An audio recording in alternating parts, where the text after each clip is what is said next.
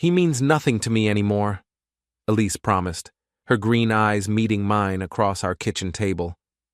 The morning light filtered through our Baltimore row house windows, casting shadows that seemed to dance between us like the lies I suspected were coming. I stirred my coffee slowly, watching the cream swirl into patterns that reminded me of smoke signals. After 15 years of marriage, you learn to read the spaces between words. Elise had that particular tone she used when she was trying to convince herself as much as me. "Nothing at all?" I asked, keeping my voice level. "My name is Nick Harper, and I've been a marine engineer for 20 years. You learn patience in my line of work. You also learn that when something looks unstable, it usually is." "Brett was just a phase," she continued, running her manicured fingers through her blonde hair. "A stupid mistake when we were having problems last year. You know that." Brett Paxton. Her boss at the law firm where she worked as a litigation paralegal. The guy drove a BMW M5 and wore suits that cost more than my monthly mortgage payment. I'd met him at office parties, watched him work the room like he owned it. The kind of man who made other men feel small just by existing. "I believe you," I said, though my gut was telling me otherwise. 15 years of marriage had taught me when to pick my battles. This wasn't the moment for confrontation. Elise smiled, the tension leaving her shoulders. "Good. Because I love you, Nick. Only you." I nodded and finished my coffee, then kissed her forehead before heading to my office. The taste of her lies lingered in my mouth like bitter medicine. My engineering firm occupied a converted warehouse near the harbor. Nothing fancy, but we did good work designing marine systems for commercial vessels. The smell of salt water and industrial lubricants was more honest than the perfume-scented deception I'd left at home. "You look like someone stole your lunch money," Bob Martinez said as I walked past his drafting table. Bob was my business partner and the closest thing I had to a best friend. Puerto Rican, built like a linebacker, with a sense of humor darker than Baltimore's winter skies. "Marriage counseling session over breakfast," I replied, settling into my chair. The familiar hum of computers and the distant sound of harbor traffic helped steady my nerves. "Elise still talking about that pretty boy lawyer?" "She says he means nothing to her anymore." Bob snorted. "Yeah, and I'm the Pope. You want my advice?" "Not particularly. Trust your instincts, Nick. You've got good radar for structural problems. People aren't that different from buildings. When the foundation starts cracking, you notice." I spent the day reviewing blueprints for a new cargo vessel, but my mind kept wandering. Elise had been distant for months. Late nights at the office, weekend conferences that seemed to multiply, phone calls she took in other rooms. The classic signs that every married man learns to recognize and most choose to ignore. That evening, I stopped at Murphy's Tavern on my way home. The bar was a Baltimore institution, the kind of place where dock workers and office managers drank the same beer and complained about the same things. The bartender, Danny, had been pouring drinks there since the Carter administration. "The usual?" Danny asked as I claimed a stool at the end of the bar. "Make it a double." 3 stools down, I recognized Tamara Walsh, Elise's best friend since college. Tammy was a real estate agent with a mouth bigger than the Chesapeake Bay and a talent for gossip that bordered on professional. She was talking to another woman I didn't recognize, but their conversation carried clearly in the tavern's acoustic sweet spot. "Elise is glowing lately," Tammy was saying. "Haven't seen her this happy in years." "Really? I thought she and Nick were having problems." "They are, but she's got something on the side that's keeping her satisfied. Brett Paxton from her firm. Gorgeous man. Drives that beautiful BMW. Takes her to places Nick never could afford." My grip tightened on the whiskey glass. The amber liquid suddenly tasted like ashes. "Isn't he married?" "Was. Divorced last month. Elise thinks he might be getting serious about her. She's practically floating on air when she talks about him." The woman leaned closer. What about Nick? Tammy shrugged. What about him?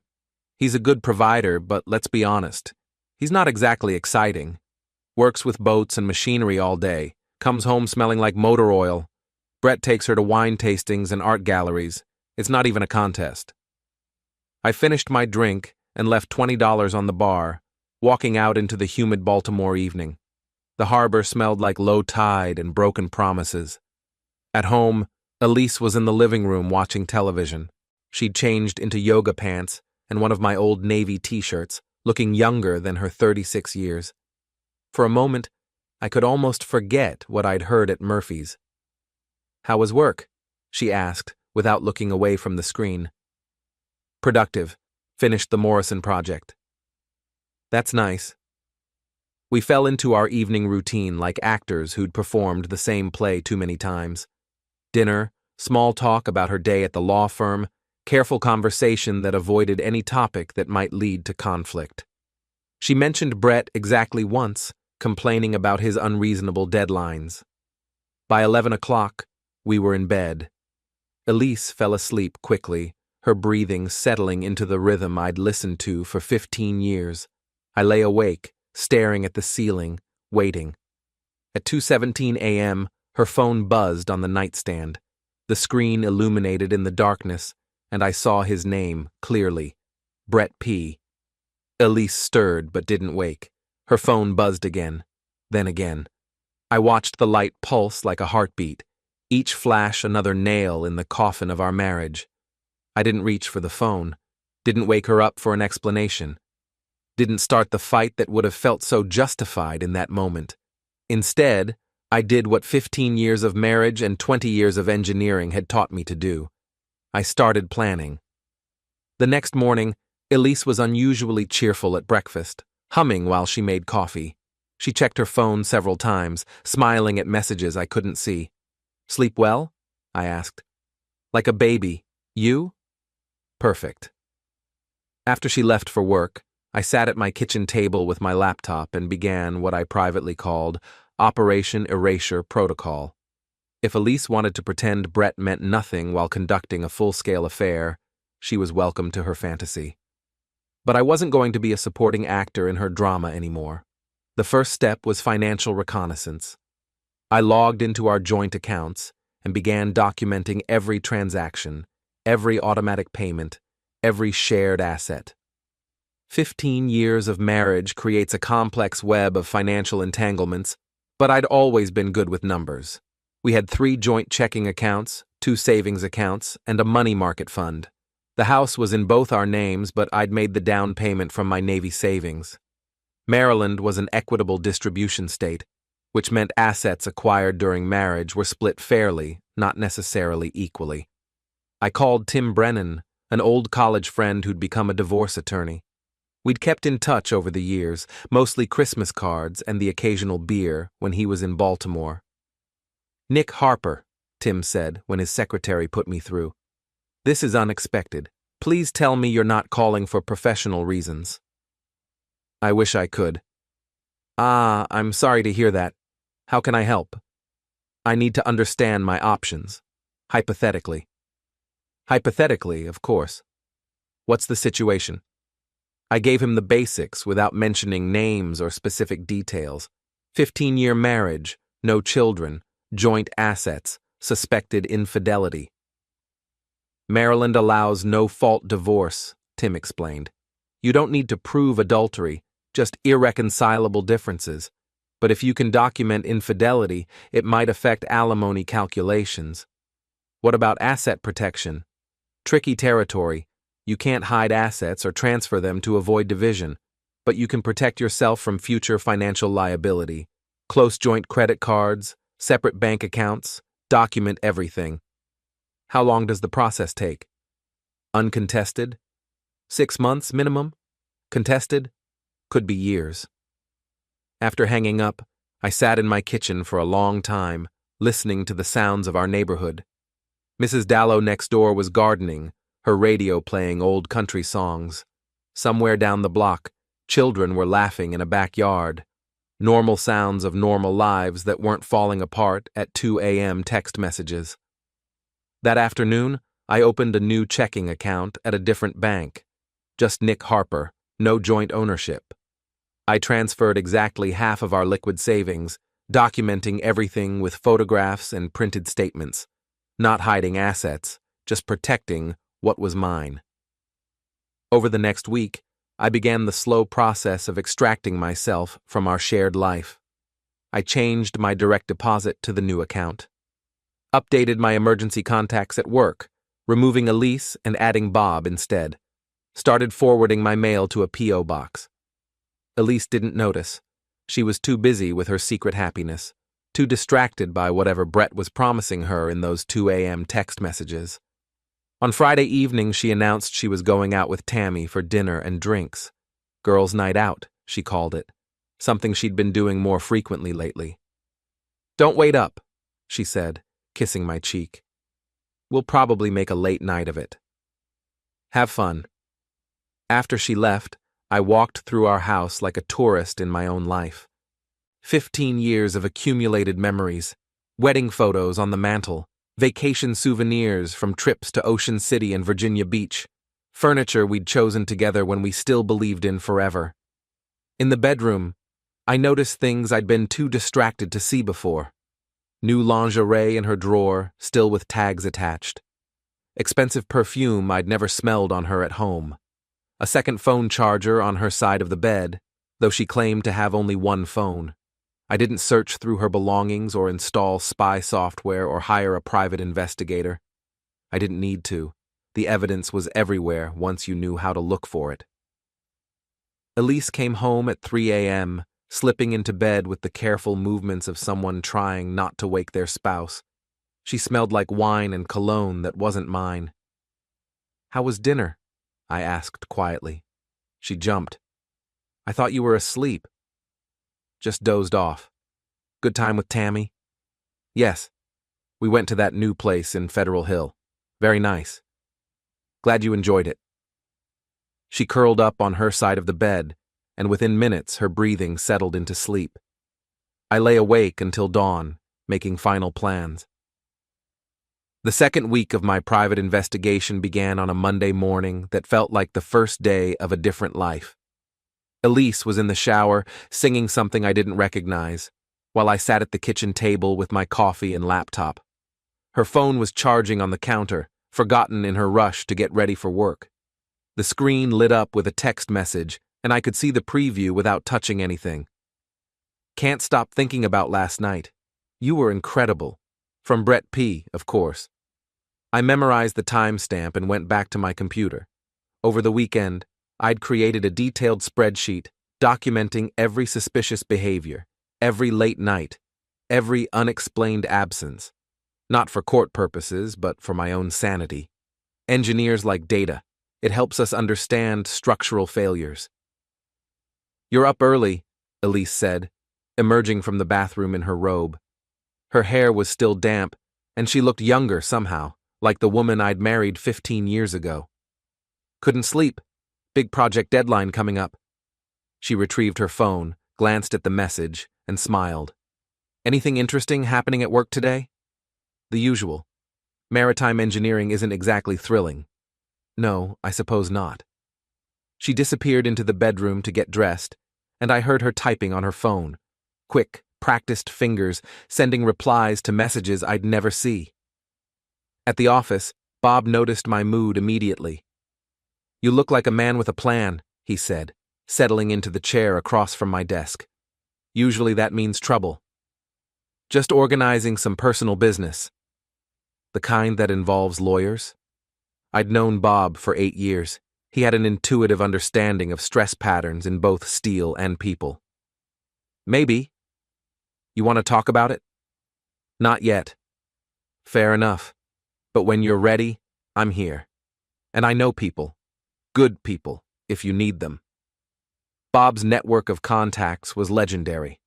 Former Navy guys, union workers, small business owners who'd learned to take care of their own. The kind of men who understood loyalty and didn't ask too many questions. That afternoon, I drove past Elise's law firm during lunch hour. The building was a converted warehouse in Harbor East, all exposed brick and industrial windows trying to look sophisticated. Brett's BMW was in the parking lot, gleaming silver under the autumn sun. I didn't park or go inside, just drove past, gathering information the way I'd gather data on a structural inspection. Brett worked late most nights, according to Elise. His car was usually gone by the time I drove past on my way home from work, except on Wednesdays. On Wednesdays, his car was still there at 7 p.m., and Elise texted me about working late on depositions. Pattern recognition is a useful skill. That evening, Elise was distracted during dinner, checking her phone frequently and smiling at messages she didn't share. "Everything okay?" I asked. "Just work stuff. Brett's got us all scrambling on this new case." "Sounds stressful." "It is, but it's exciting too. High-profile client, lots of media attention. If we win, it could really boost everyone's career." "Including Brett's?" "Especially Brett's. He's brilliant, Nick, really brilliant. The way he approaches legal strategy is like watching an artist work." The admiration in her voice was unmistakable. She talked about Brett the way she used to talk about her favorite professors in college, with a mixture of respect and fascination that bordered on worship. "He sounds impressive." "He is. I'm lucky to work for him." After dinner, I retreated to my home office to work on project specifications for a new tugboat design. The familiar rhythm of calculations and technical drawings helped quiet the noise in my head. Around 10 p.m., Elise appeared in the doorway. "I'm going to bed," she announced. "Don't stay up too late." "Just finishing this section." She kissed the top of my head, a gesture that once would have felt loving but now felt like obligation. "Good night." I waited until I heard her bedroom door close, then opened a new browser window and began researching Brett Paxton. Social media profiles, professional listings, public records. The internet makes privacy almost impossible if you know where to look. Brett was 44, divorced 6 months ago, no children.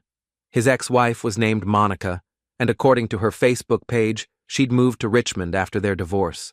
The split looked amicable from the outside, but divorce records told a different story. Monica Paxton had filed for divorce, citing adultery and emotional cruelty. She'd requested and received a restraining order that was later dropped. The settlement gave her the house in Annapolis and half of Brett's retirement accounts. Interesting pattern. I spent another hour documenting everything I'd found, adding it to my growing file of information about my wife's lover. Knowledge is power, and power would be useful in the coming weeks. The next morning, Elise announced she'd be working late again. "Big deposition tomorrow," she explained, not meeting my eyes. "Brett wants everyone to stay and prepare." "Of course he does." "What's that supposed to mean?" "Nothing. Just seems like he demands a lot of overtime from his staff. He's thorough. That's why he's successful." "I'm sure that's part of it." She gave me a sharp look but didn't pursue the conversation. After she left for work, I called in sick and spent the day implementing the next phase of my plan. First stop, the bank. I met with a financial advisor and restructured my retirement accounts, removing Elise as beneficiary and replacing her with my nephew Jimmy, my sister's son who was studying engineering at Virginia Tech. The advisor didn't ask questions, just processed the paperwork with professional discretion. Next, I visited my insurance agent and made similar changes to my life insurance policies. Again, perfectly legal and within my rights, but it would complicate Elise's financial future considerably. By afternoon, I was at Tim Brennan's law office in downtown Baltimore. His practice occupied 2 floors of a renovated brownstone, with a kind of understated elegance that suggested competence without ostentation. "You look terrible," Tim said when his secretary showed me into his office. "Thanks, I feel worse." "Tell me what's happening." I laid out everything I'd discovered over the past 2 weeks. The text messages, the pattern of late nights, the overheard conversations at Murphy's Tavern. Tim listened without interruption, taking notes on a legal pad. "How do you want to handle this?" he asked when I finished. "I want to disappear." Legally speaking, that's complicated. You can't just abandon your marital responsibilities. I don't mean literally disappear. I mean extract myself from the marriage so completely that when she finally decides to choose between me and Brett, there's no choice left to make. Tim leaned back in his chair, studying me with the careful attention of a lawyer evaluating a client's chances in court. That's actually brilliant. Legally risky, but brilliant. How risky? If you're too aggressive about asset protection, a judge might view it as dissipation of marital property. But if you're careful, if you only protect what you can legitimately claim as separate property, I've been documenting everything. Good. Keep doing that. And Nick, don't do anything stupid. Don't confront her. Don't hire a private investigator to get photos. Don't try to catch them together. Just protect yourself and let her make her own choices. What if she chooses him? Then you'll be prepared. What if she chooses you? I considered the question for a long moment. I don't think that's possible anymore. Too much has happened. Fair enough. But keep your options open until you're sure. That evening, Elise came home at midnight with the excuse I'd expected. Depositions ran late. Everyone grabbed drinks afterward to decompress. She'd taken a cab home because she'd had too much wine. How did it go? I asked from the living room where I'd been reading. Exhausting, but productive. Brett thinks we have a real chance of winning this case. That's great. She sat down next to me on the couch, closer than she'd been in weeks. I'm sorry I've been so distracted lately. This case is consuming everything. I understand. Do you? Because sometimes I feel like we're living parallel lives, like we're roommates instead of husband and wife. The irony was overwhelming. Maybe we should talk about that. Maybe we should, but not tonight. I'm too tired to think straight. She went upstairs, and I heard the shower running for a long time. When she finally came to bed, she curled up against me like she used to when we were newlyweds. I love you, Nick, she whispered in the darkness. I know. Do you love me? The question hung in the air like smoke from a house fire. I love who you used to be. She was quiet for so long, I thought she'd fallen asleep. Then, what does that mean? It means people change. Sometimes they change into someone you don't recognize. Have I changed that much? You tell me. But she didn't answer, and eventually her breathing settled into the rhythm of sleep. I lay awake until dawn, listening to her dreams and planning my disappearance. The morning I vanished was unremarkable in every way except one. It was the last morning Elise would wake up married. There was no thunder, no argument, no cinematic confrontation to mark the moment. The world outside our bedroom window looked exactly as it always had, gray and indifferent, the city slowly preparing for another ordinary day. Only I knew that everything was about to change, that by nightfall the life she thought she controlled would already be slipping out of her grasp. I'd been planning this moment for 3 weeks, but the final trigger came at 1:47 a.m. when her phone buzzed with a message that made her smile in her sleep. It was a small thing, almost invisible if you weren't paying attention. She didn't wake up, didn't reach for the phone, just shifted slightly and smiled. The kind of soft, private smile she used to reserve for me years ago. Even unconscious, she was more responsive to Brett than she'd been to me in months. That single expression erased any lingering doubt I might have had about what I was doing. I lay awake after that, staring at the ceiling, listening to her breathe. By the time the alarm would normally have gone off, I already felt detached, like I was observing the end of something rather than living inside it. I slipped out of bed at 5:30, dressed quietly in the bathroom, and carried my single packed bag to the kitchen.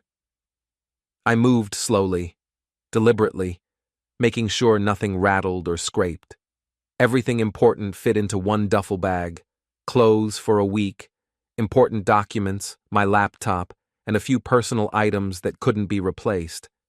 The rest, furniture, decorations, shared clutter, could stay behind.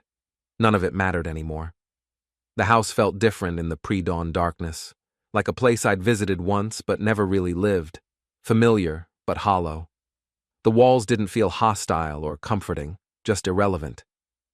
15 years of marriage reduced to shadows and silence, to rooms that no longer felt like they belonged to me.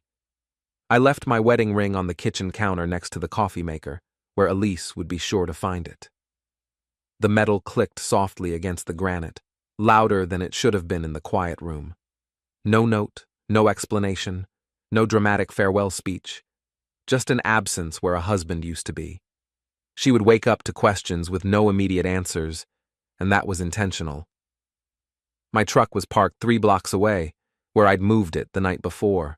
I locked the front door behind me for the last time and walked through the empty street, the air cool and damp against my skin. The engine turned over quietly, and I drove through empty Baltimore streets toward my new temporary life, stopping at red lights no one else was waiting at, passing buildings that had no idea they were witnessing a disappearance. The extended stay motel in Glen Burnie was exactly as anonymous as I'd hoped. Clean, functional, forgettable. Beige walls, generic art, the faint smell of industrial cleaner. I'd paid for 2 weeks in cash and registered under my middle name, Thomas.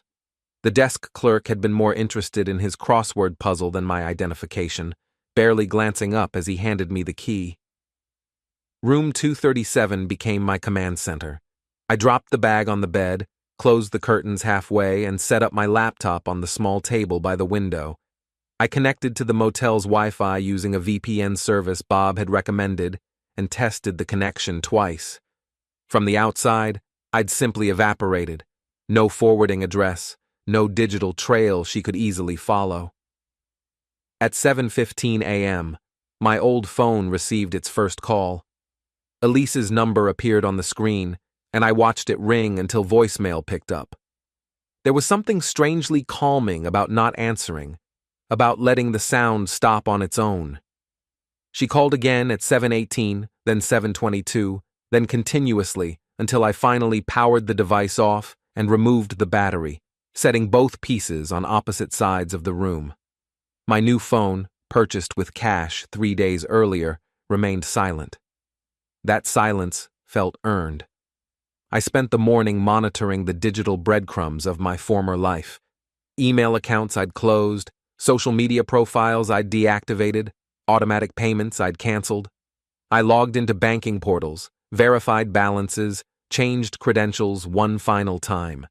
Every connection between Nick Harper and the world had been severed, except for the ones I controlled. Watching it happen was oddly satisfying, like shutting down a machine that had been running too long without maintenance. At 10:30, Tim Brennan called my new number.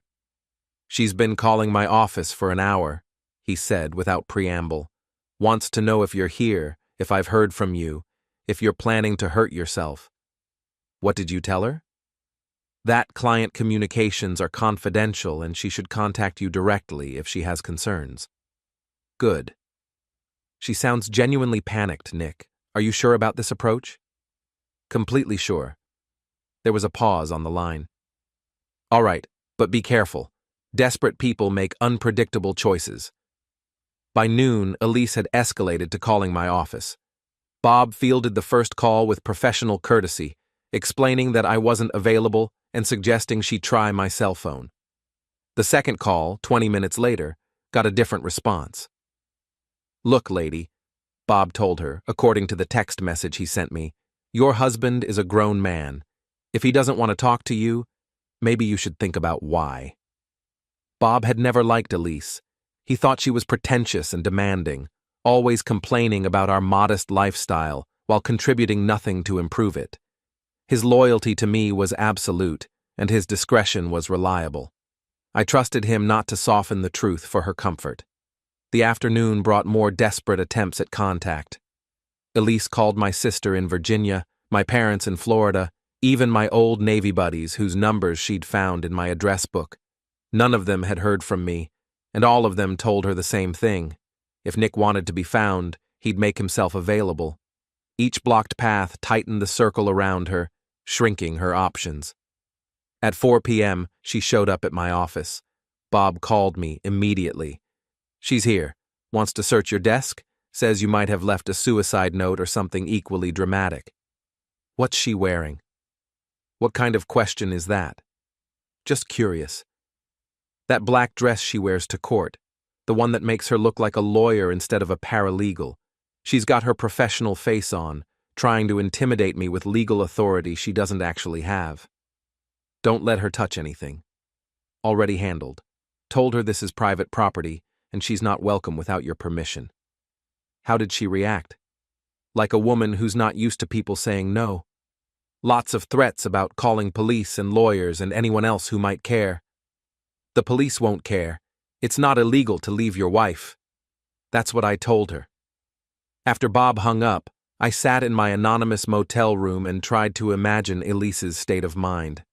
For 15 years, I'd been a reliable constant in her life. The steady husband who paid bills and fixed things and never asked difficult questions. My sudden absence would feel like losing gravity. Good. At 6 p.m., she called Tim's office again. This time she demanded to speak with him directly, claiming spousal privilege and threatening to report him to the state bar for hiding a missing person. Tim called me afterward, laughing. She's lost her mind, completely lost it. Spousal privilege doesn't work that way, and even if it did, you're not missing. You're just unavailable.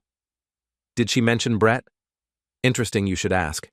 She specifically said she needed to find you because there were rumors at her office about her having an affair, and she needed to present a united front with her husband. Rumors. That's what she called them. I got the impression someone at her law firm is asking uncomfortable questions. The law firm. I'd almost forgotten about that aspect of the situation. Elise worked in a conservative environment where appearance mattered as much as competence. A paralegal having an affair with her married boss would be gossip gold, especially if the paralegal's husband had mysteriously disappeared. That evening I drove past our house for the first time since leaving. Elise's car was in the driveway, and every light in the house was on. She was probably calling everyone we'd ever met, trying to construct a search party for a man who didn't want to be found. The irony was perfect. For months, she'd been living a secret life, sneaking around behind my back, conducting an affair while playing the role of devoted wife. Now I was the one with secrets, and she was the one left wondering what was real. My phone buzzed with a text from an unknown number. "Nick, this is Tammy Walsh. Elise is worried sick about you. Please call her." I deleted the message without responding. Another text, different number. "Mr. Harper, this is Monica Paxton. I think we should talk." Now that was interesting. Brett's ex-wife had somehow gotten my new number and wanted a conversation. I saved her contact information but didn't respond immediately. Some conversations required preparation. The next morning brought a new development. Bob called with an update from the office. "2 cops showed up an hour ago," he reported. "Elise filed a missing person report. They wanted to search your desk and computer." "What did you tell them?" "That you're not missing, you're just not talking to your wife. Showed them the work you completed yesterday remotely, proved you're alive and functioning. They weren't happy about wasting their time." "She filed a false report?" "Technically, yes. But they're not going to charge her unless you push it. They just told her that marital problems don't constitute a missing person case." The police visit would be public record, which meant Elise's colleagues at the law firm would hear about it. Her carefully maintained professional image was starting to crack. That afternoon, I called Monica Paxton.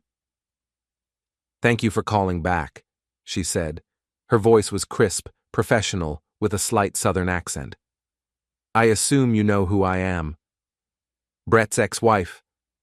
Among other things, I heard through mutual friends that your wife has gone missing, and I thought you might benefit from some information about my former husband." "I'm listening." "Brett has a pattern.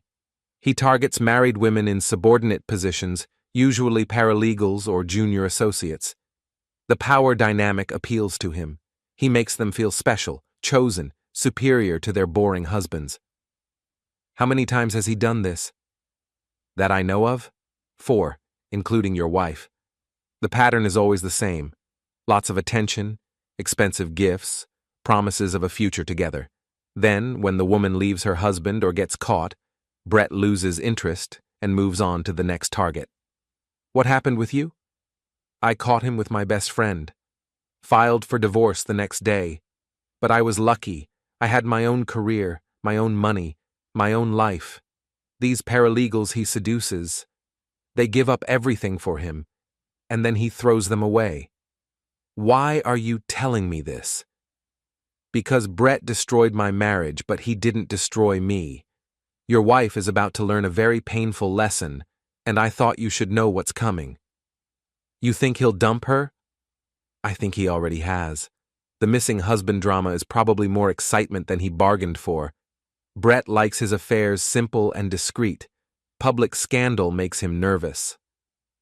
After hanging up, I sat in my motel room and considered this new information. If Monica was right, Elise wasn't just losing her husband. She was about to lose her lover, too. The life she'd been building in secret was about to collapse from both directions. My phone buzzed with another unknown number. This is Brett Paxton. We need to talk. I stared at the message for a long time before responding. No, we don't. His reply came immediately. Your wife is having a breakdown. Whatever point you're trying to make, you've made it. My wife is your problem now. That's not how this works. That's exactly how this works. I blocked his number and turned off my phone. Brett Paxton could solve his own problems. I was done being the reliable husband who fixed everything. That evening, I drove past the house again. This time, Brett's BMW was in the driveway next to Elise's car. Through the living room window, I could see them talking, their body language tense and animated. I parked across the street and watched for 20 minutes. Brett left first, his departure abrupt and angry. Elise followed him to the door, but he didn't look back. Monica had been right. The missing husband drama was too much excitement for Brett's taste. He was already pulling away, leaving Elise to deal with the consequences of their affair alone. I drove back to my motel with something that felt almost like satisfaction.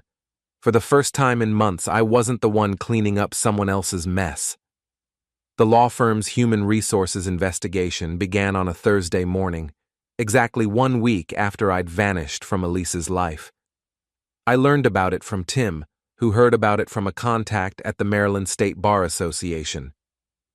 Someone filed a complaint about workplace harassment, Tim told me during our morning phone call. Harassment, specifically. The complaint alleges that a senior attorney has been engaging in inappropriate relationships with subordinate staff members. Someone filed a complaint against Brett?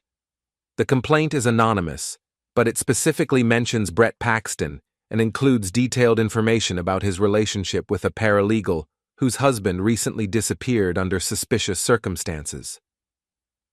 I hadn't filed the complaint, but I had a good idea who had. Monica Paxton was proving to be a valuable ally in ways I hadn't expected. What happens next? Internal investigation, probably. The law firm will want to protect itself from liability. If they find evidence of harassment or inappropriate conduct, they'll have to take action. What kind of action? Depends on what they find. Suspension, termination, professional discipline. These things tend to escalate quickly once they start. The investigation would be confidential, but law firms were notorious gossip mills. By lunchtime, everyone in the office would know that Brett was under scrutiny, and everyone would be speculating about which paralegal was involved. I spent the morning researching the law firm's policies and procedures. Like most professional organizations, they had strict rules about workplace relationships and zero tolerance for harassment. Brett's position as a senior partner wouldn't protect him if the evidence was compelling. At noon, my new phone rang with a call from Bob. "You need to see this," he said without preamble. "I'm sending you a link." The link led to a Facebook post from Tammy Walsh, Elise's gossipy best friend. The post was a rambling plea for information about my whereabouts, complete with a recent photo of me and dramatic language about a missing husband and a wife's desperate search. The comments section was brutal. Friends and acquaintances who knew both Elise and me were asking pointed questions about why a husband would disappear so suddenly. Several people mentioned seeing Elise with another man at various restaurants and social events. "She's making this very public," Bob observed when I called him back. "That's a mistake. For her, maybe. For you, it's perfect. She's destroying her own credibility." Bob was right. Every public plea for help, every dramatic social media post, every call to police and lawyers was creating a permanent record of Elise's behavior. When the truth about her affair eventually came out, the contrast between her public performance and her private actions would be devastating. That afternoon, I received an unexpected visitor at my motel. I was reviewing engineering specifications when someone knocked on my door.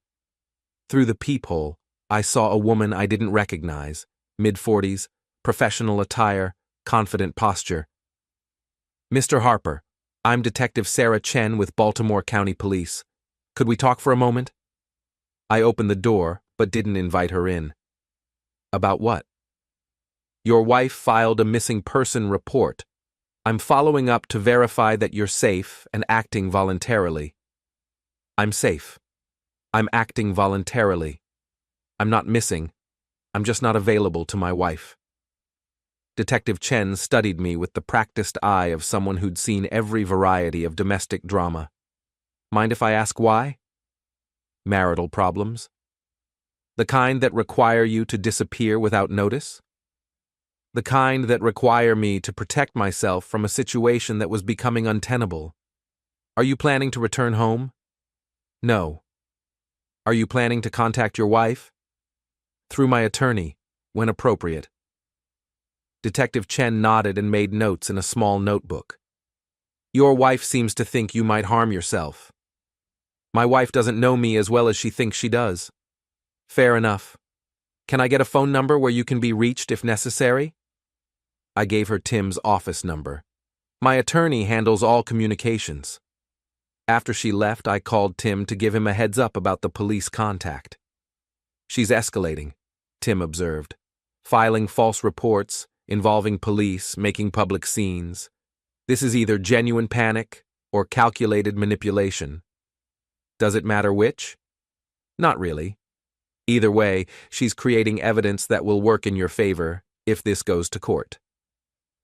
That evening, I decided to take a more active role in monitoring the situation. I drove to Harbor East and parked across from Elise's law firm, waiting for the end of the business day. At 6:15, employees began leaving the building. I recognized several faces from office parties and social events, but their body language was different now. Tense conversations in the parking lot, suspicious glances toward the building, the unmistakable atmosphere of workplace drama. Brett emerged at 6:45, walking quickly to his BMW with his head down. No confident swagger, no casual socializing with colleagues. He looked like a man trying to avoid attention. Elise appeared 10 minutes later, and the contrast was striking. While Brett seemed to be hiding, she was clearly performing. Loud phone conversation in the parking lot, dramatic gestures, obvious distress that seemed calculated to draw sympathy. I followed her at a distance as she drove home, then parked across the street to observe. She spent 20 minutes on the phone in her car before going inside, probably calling friends and family to update them on her latest crisis. My phone buzzed with a text from an unknown number. "Stop watching me." Elise had spotted my truck. I started the engine and drove away, but not before sending a reply. "Stop lying to everyone." The next morning brought news that changed everything. Tim called with an update from his contact at the state bar. "The law firm suspended Brett pending investigation," he reported. "Paid leave, but he's banned from the office and all client contact." "What about Elise?" "Still employed, but under scrutiny. HR is interviewing everyone who works with Brett, and her name keeps coming up." "As what?" "As someone who had unusual access to Brett's office, worked late hours alone with him, and received preferential treatment on case assignments." The investigation was following exactly the pattern Monica had predicted. Brett's history of inappropriate relationships was becoming public knowledge, and Elise was being identified as his latest victim. Except she wasn't a victim. She was a willing participant who'd made calculated choices to betray her marriage for career advancement and personal gratification. The distinction mattered, especially to someone like me who dealt in evidence and accountability for a living. Sympathy depended on perception, and perception collapsed quickly under scrutiny. The victim narrative might work with her friends, whispered over coffee or defended in group chats, but it wouldn't survive professional scrutiny, sworn statements, or a timeline laid out without emotion. That afternoon, I received a call from Jimmy, my nephew at Virginia Tech. The caller ID made me pause. Family rarely called unless something was wrong. "Uncle Nick, Mom told me to call you. She's worried because Aunt Elise has been calling everyone looking for you." "I'm fine, Jimmy. Just dealing with some personal issues." I kept my voice even, not wanting to pull him into adult messes he didn't deserve. "Are you getting divorced?" Jimmy was 22 and studying engineering like his uncle. He had the directness that came with technical training and the loyalty that came with family bonds. No dancing around the subject, no emotional hedging, just a clean question. "Probably." "Good. She always treated you like garbage. We all saw it." The bluntness startled me more than the content. "Your family never liked her?" "We were polite, but she always acted like she was too good for family gatherings, too sophisticated for our conversations. Made you seem smaller somehow." He hesitated, then added, "Like she was doing you a favor by being married to you." It was interesting to hear an outside perspective on my marriage. I'd been so focused on the immediate betrayal that I'd forgotten about the years of subtle disrespect and social climbing that had preceded it. The dismissive smiles, the eye rolls, the way she corrected me in public and praised me in private, just enough to keep the imbalance intact.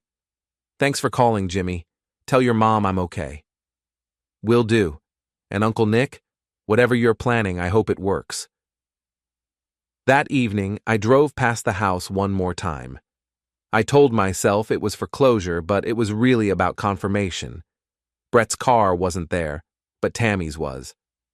Through the window, I could see Elise and her best friend in animated conversation, hands moving, faces tense, probably strategizing about damage control, rehearsing explanations, deciding who to blame next.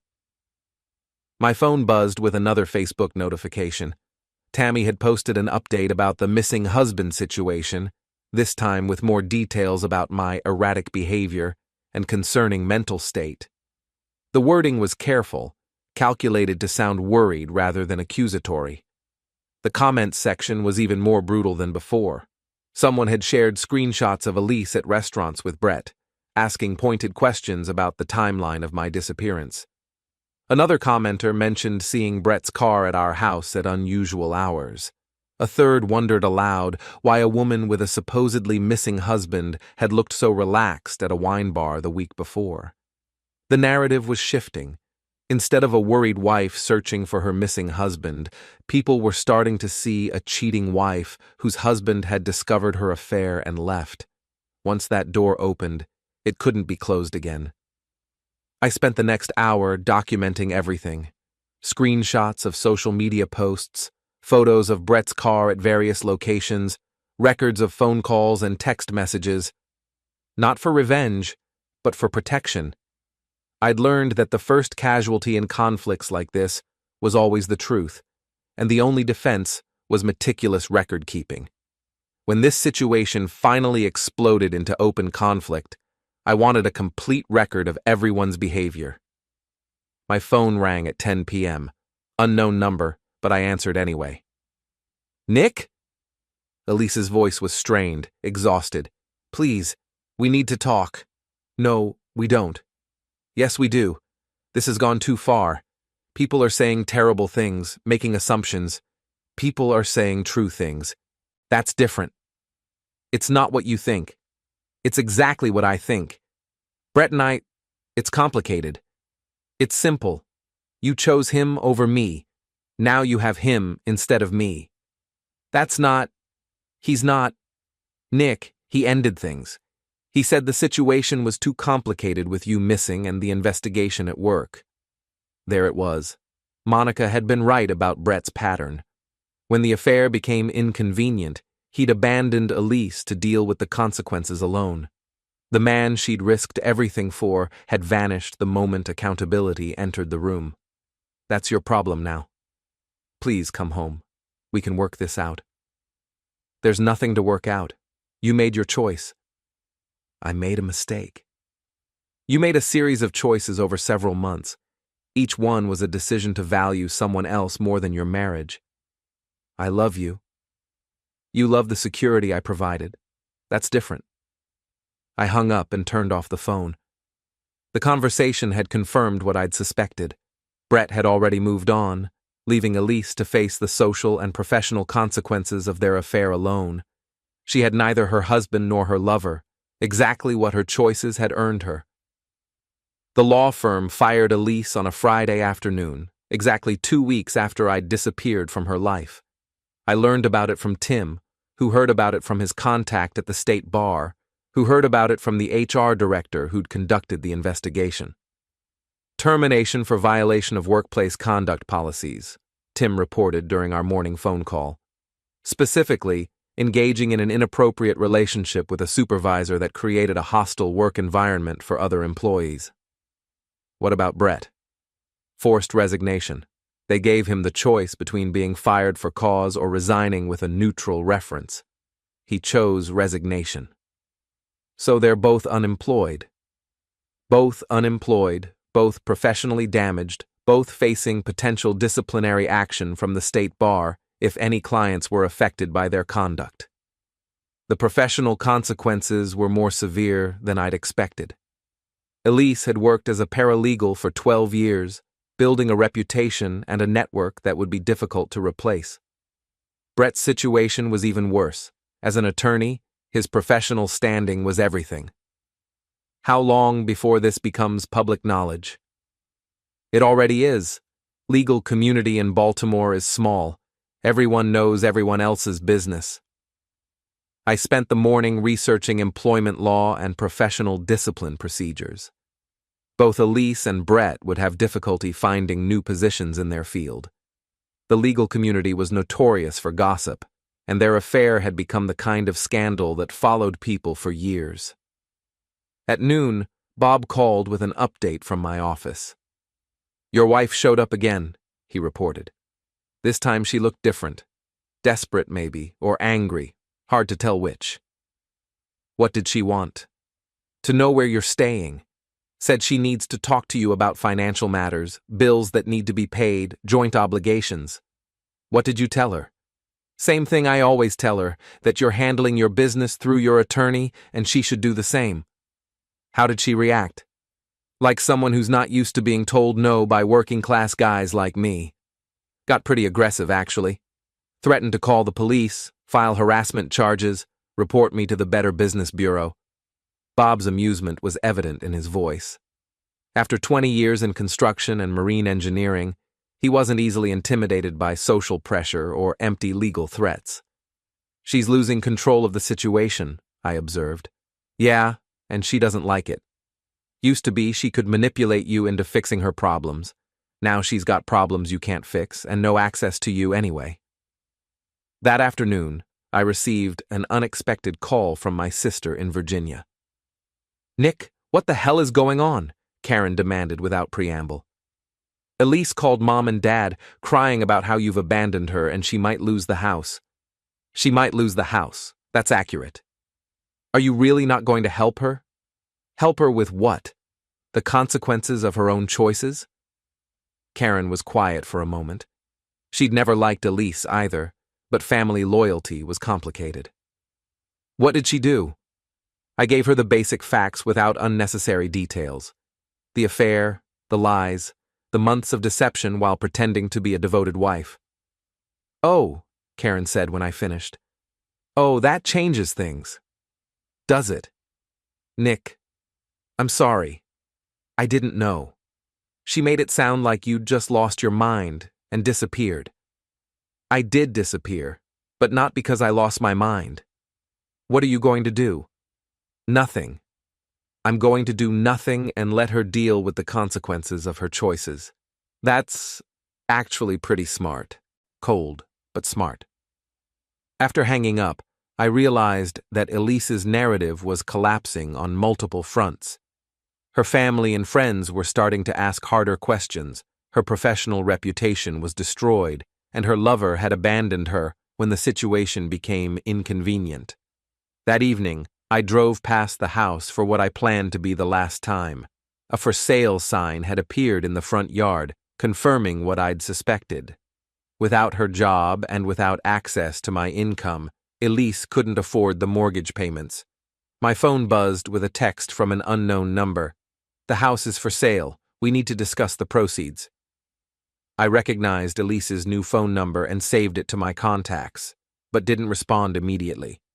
The house sale would require legal negotiations, which meant Tim would handle the communications. Another text. "I know you're getting these messages. Please respond." Then another. "Brett won't return my calls. I think he's seeing someone else." And another. "I lost my job because of the investigation. I can't pay the bills." The messages continued for an hour, each one more desperate than the last. I read them all, but didn't respond. Elise was learning what it felt like to be ignored, to have your attempts at communication dismissed as unworthy of response. The final message was different. "I understand why you left. I understand why you won't talk to me, but I need you to know that I never meant for any of this to happen." I stared at that message for a long time before responding. "Yes, you did. Every choice you made was intentional. Every lie you told was calculated. You meant for all of this to happen, you just didn't mean to get caught." Her response came immediately. "That's not true." "It's completely true. You wanted Brett and you wanted me, and you wanted to keep both of us without either of us knowing about the other. When that became impossible, you chose him. Now you have exactly what you chose. I chose wrong. You chose honestly. For the first time in months, you made a choice that reflected your actual priorities. I respect that choice, even if I don't like it. Can we meet? Just to talk?" "No." "Why not?" "Because there's nothing to talk about. You made your decision and I made mine. We're both living with the consequences." I turned off my phone and spent the evening reviewing my financial situation. The house sale would trigger property division negotiations, but I'd protected most of my assets through careful planning. Elise would get her legal share, but it wouldn't be enough to maintain the lifestyle she'd expected. The next morning brought news that surprised even me. Tim called with an update from his legal network. "Brett Paxton was arrested last night," he reported. "Domestic violence charges. Apparently he got into an altercation with his ex-wife." "Monica?" "The same. She filed a restraining order 6 months ago, then dropped it.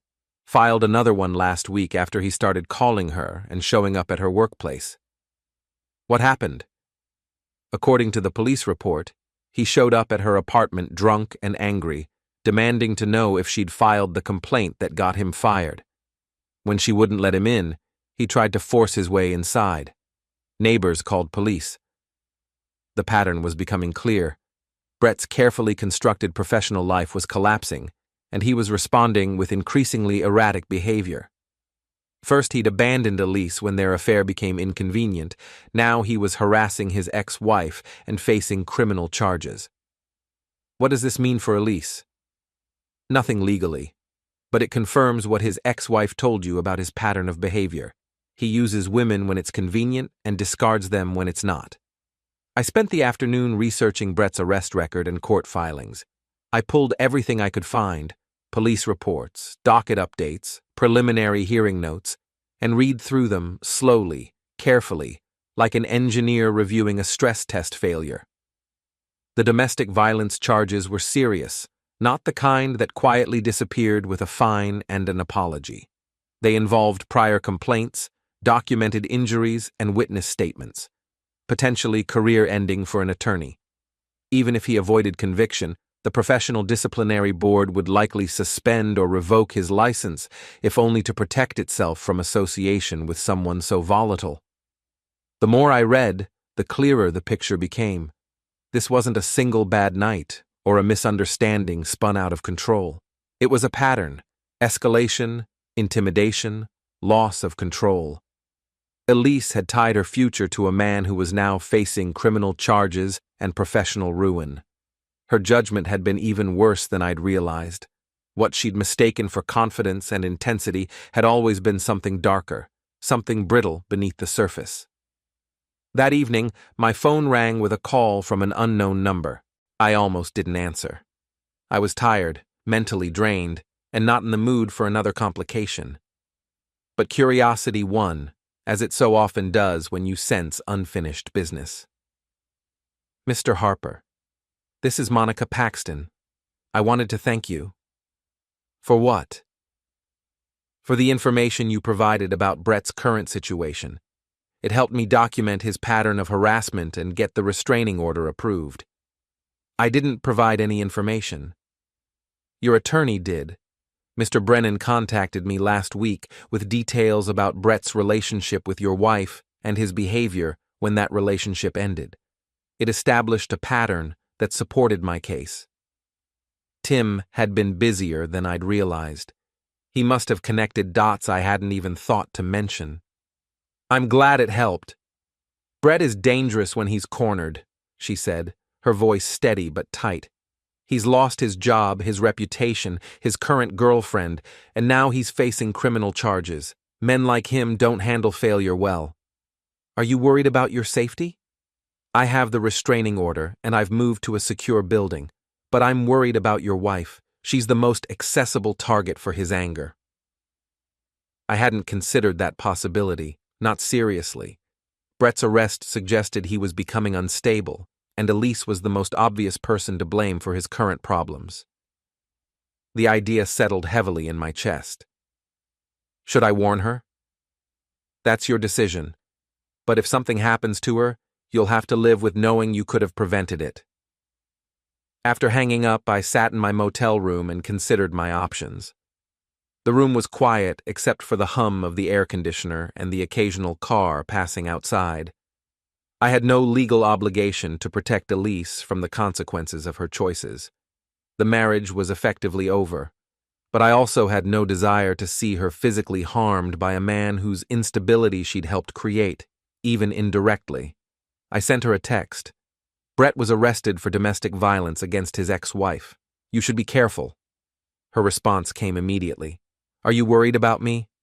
I'm providing information you should have. Thank you. Don't read more into it than what it is. I know, but thank you anyway. I turned off my phone and tried to focus on engineering specifications for a new project. Load tolerances, material constraints, timelines, things that obeyed logic and cause and effect. But Monica's words kept echoing in my mind. If something happens to her, you'll have to live with knowing you could have prevented it. The next morning, I made a decision that surprised even me. I called Detective Chen, the police officer who'd investigated Elise's missing person report.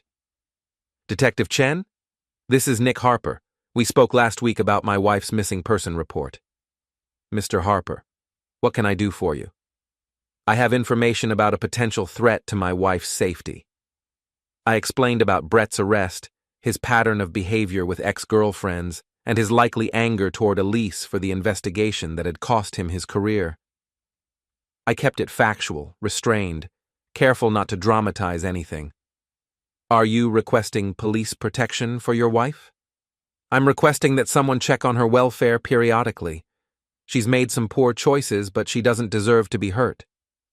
We can increase patrols in her neighborhood and follow up on any reports of harassment or threats. That's all I'm asking. After hanging up, I realized I'd crossed a line I hadn't expected to cross. Despite everything Elise had done, despite the betrayal and lies and calculated deception, I still felt responsible for her safety. Maybe that made me weak. Or maybe it just made me different from the kind of man who abandons people to face dangerous consequences alone. Either way, I'd done what I could. The rest was up to her. The confrontation I'd been avoiding finally came on a rainy Thursday evening in late October, exactly 1 month after I'd vanished from Elise's life. I was reviewing structural calculations in my motel room when someone started pounding on my door with the kind of aggressive persistence that meant trouble. Through the peephole, I saw Brett Paxton standing in the hallway, soaking wet and obviously intoxicated. His usually perfect appearance was disheveled, his expensive suit wrinkled and stained. The confident lawyer had been replaced by something desperate and dangerous. "I know you're in there, Harper," he shouted, loud enough to wake other guests. "We need to talk." I didn't open the door. Instead, I called 911 and reported an intoxicated man threatening guests at the motel. Then I called Tim to document what was happening. "Don't engage with him," Tim advised. "Let the police handle it." "He's not going away." "He will when the cops arrive. Just stay inside and keep recording." I used my phone to record the audio of Brett's increasingly agitated demands. He alternated between threats and pleas, blaming me for his professional ruin and begging me to call off investigations that I'd never initiated. "Your wife destroyed my life," he shouted through the door. "The least you can do is face me like a man." "My wife destroyed your life?" I called back. "You destroyed your own life by having an affair with a subordinate employee." She came on to me. She pursued me. "I was trying to end it when you disappeared and made everything complicated." The revisionist history was breathtaking. Brett was rewriting the entire affair to make himself the victim of Elise's manipulation, rather than the predatory boss who'd seduced his employee. "That's not what her text messages say." "You read her messages?" I read enough. The pounding on the door intensified. "Open this door, you coward. Face me." I'm not the one hiding behind alcohol and making threats in a motel hallway. Police sirens were audible in the distance, growing closer. Brett must have heard them too, because his tone changed from aggressive to pleading. "Please, Harper, I lost everything. My job, my reputation, my future, all because your wife couldn't keep her mouth shut about our relationship. You lost everything because you made poor choices and got caught. She made me think she was leaving you. She said you didn't understand her, didn't appreciate her intelligence. She made me believe we had a future together." The police arrived with professional efficiency. Through the peephole, I watched 2 officers approach Brett with the careful attention they reserved for potentially dangerous situations. "Sir, we need you to step away from the door," one officer commanded. Brett's response was predictably belligerent. He was drunk, angry, and facing the complete collapse of his carefully constructed life. The officers handled him with practiced skill, de-escalating his aggression while making it clear that compliance wasn't optional. I opened my door when one officer knocked and identified himself. "Mr. Harper, I'm Officer Rodriguez. Are you the person who called about the disturbance?" "Yes. That man has been threatening me for the past 20 minutes. Do you know him?" "He's my wife's former boss and former lover." Officer Rodriguez nodded with the weary expression of someone who'd seen every variation of domestic drama. "We're going to remove him from the premises. Do you want to press charges for harassment or trespassing?" I looked at Brett, who was now handcuffed and sitting in the back of a police car. He looked pathetic rather than threatening, a middle-aged man whose life had imploded because he couldn't control his impulses. "Not tonight. But I want this incident documented in case there are future problems." "Understood. We'll file a report and recommend that he stay away from this location." After the police left, I sat in my motel room and considered what had just happened. Brett's confrontation had been the desperate act of a man with nothing left to lose. His career was over, his reputation destroyed, and he was facing criminal charges that could result in jail time. More importantly, his appearance at my motel meant he'd been actively searching for me, which suggested a level of obsession that was genuinely concerning. I called Detective Chen and reported the incident, providing her with the police report number and expressing concern about Brett's escalating behavior. "We'll add this to his file," she assured me. "His bail conditions prohibit him from contacting you or your wife. This violation could send him back to jail." "What about my wife's safety?" "We've increased patrols in her neighborhood as you requested. So far, no incidents reported." That night, I had trouble sleeping. Brett's confrontation had brought the abstract consequences of the situation into sharp physical focus. This wasn't just about divorce proceedings and asset division anymore. It was about a dangerous man whose life had been destroyed by choices he refused to acknowledge as his own. The next morning, Tim called with an update on the legal proceedings. "The house sale is moving forward," he reported. "Elise's attorney is cooperating with the asset division negotiations. She seems to understand that fighting will only cost her money she doesn't have." "What's her financial situation?" "Difficult. Unemployment benefits won't cover her expenses, and her professional reputation makes finding new employment challenging. She's likely to accept whatever settlement we offer." "I don't want to destroy her financially." "You're not destroying her. You're just not rescuing her from the consequences of her own choices." That afternoon, I received an unexpected call from Jimmy, my nephew at Virginia Tech. "Uncle Nick, I saw the news about Brett Paxton's arrest. Mom showed me the article in the Baltimore Sun." "It made the newspaper?" "Local attorney arrested for domestic violence and harassment. They didn't mention you by name, but they mentioned his affair with a paralegal whose husband had recently left her."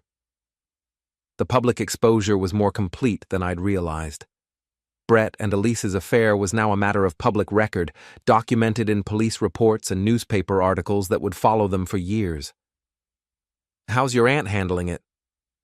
"According to Mom, not well. She's been calling family members asking for money and places to stay. Nobody's offering much help." "Why not?" "Because everyone knows what she did now. Mom says the family group chat has been brutal. Lots of people saying she got what she deserved." The social consequences were spreading beyond Baltimore to include extended family and old friends. Elise's support network was collapsing as people learned the truth about her behavior. That evening, I made a decision that surprised even me. I drove to our old house, which was now under contract with new buyers. Elise's car was in the driveway, and lights were on in the kitchen. I sat in my truck for 20 minutes, debating whether to go inside. The house represented 15 years of shared history, most of it good until the final months of deception and betrayal. Finally, I walked to the front door and used my key for what would probably be the last time. "Nick?" Elise's voice came from the kitchen, surprised and hopeful. "Hello, Elise." She appeared in the hallway, and the change in her appearance was striking. It took me a second to fully register that this was the same woman I'd lived with for over a decade. She'd lost weight, not in a healthy way, but in the way stress hollows people out from the inside. Her usually perfect hair was unkempt, pulled back without care, strands falling loose around her face. She looked older somehow, as if the last few months had compressed several years into her features. The confident woman who'd been conducting a secret affair had been replaced by someone who looked defeated, worn down by consequences she'd never truly believed would arrive. "I didn't think you'd ever come back here." Her voice was tentative, careful, like she was afraid even words might push me away.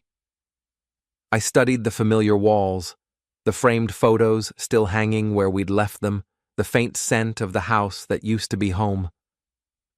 "I'm not back. I'm just visiting." We stood in the hallway of our former home, two people who'd once shared everything, meals, plans, fears, futures, and now shared nothing but legal obligations and painful history. The space between us felt wider than the narrow corridor allowed, filled with everything that had been said too late and done too carelessly. "Brett came to see you," she said. It wasn't a question. She was watching my face, gauging how much damage that visit had done. "Brett threatened me. There's a difference." "He's not well. The arrest, losing his job, the newspaper article. He's falling apart. There was a flicker of guilt in her eyes, mixed with something that might once have been concern. That's not your responsibility anymore, isn't it? If I hadn't gotten involved with him. Her voice trailed off, searching for an alternate timeline where none of this had happened. If you hadn't gotten involved with him, he would have found someone else to manipulate. That's what men like him do. I didn't say it harshly. I didn't need to. The truth was sharp enough on its own. She nodded slowly. Monica warned me, his ex-wife. She called me after his arrest and told me about his pattern with other women. Why didn't you listen to her before? Because I thought I was different. I thought what we had was special. She laughed softly at herself, a sound with no humor left in it. What you had was an affair. Affairs aren't special, they're just secret. We moved to the living room and sat on opposite ends of the couch we'd chosen together when we still believed in forever. The cushions sagged slightly where we'd spent years side by side, watching movies, planning trips, talking about a future that no longer existed. I'm sorry, she said quietly. I know that doesn't fix anything, but I need you to know that I'm sorry. Sorry for having the affair, or sorry for getting caught. She considered the question for a long moment, staring at her hands. Both, but mostly sorry for lying to you for so long. You deserved better than that. Yes, I did. Can you ever forgive me? I looked around the room at the remnants of our shared life.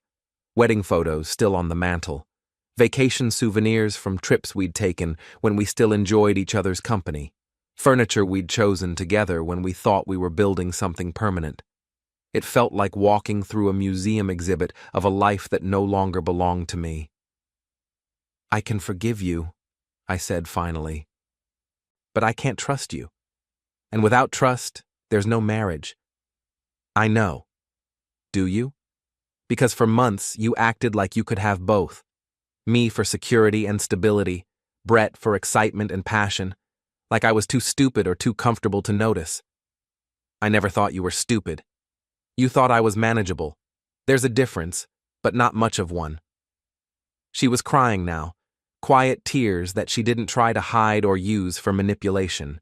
They just fell, heavy and honest. What happens now? Now we get divorced. We divide our assets according to Maryland law. We move on with our separate lives. Will you be okay? The question surprised me with its apparent sincerity. I'll be fine. I have a good business, good friends, family who cares about me. I'll rebuild. I don't know how to rebuild. I don't know how to start over at 36 with no job and no reputation. You figure it out. That's what adults do when they make choices that have consequences. Will you help me? No. The finality of that single word seemed to settle something between us.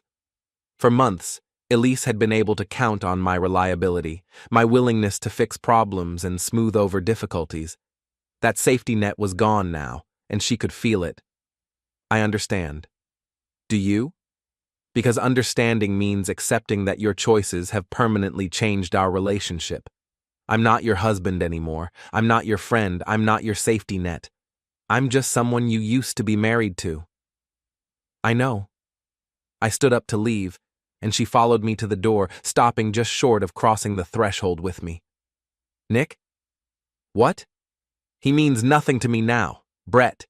He really means nothing to me anymore. I looked at her one last time, this woman I'd loved for 15 years and trusted completely until I couldn't. I know, I said, but now you mean nothing to me either. That's what you bought with your choices. I walked to my truck without looking back. Behind me, the house that had been our home was just another piece of real estate waiting for new owners who might have better luck with forever. 3 months later, the divorce was final. Elise moved to Richmond to live with a cousin while she looked for work. Brett plea bargained his criminal charges down to community service and probation, but the state bar suspended his license for 2 years. I bought a small house near the harbor and focused on building my engineering business.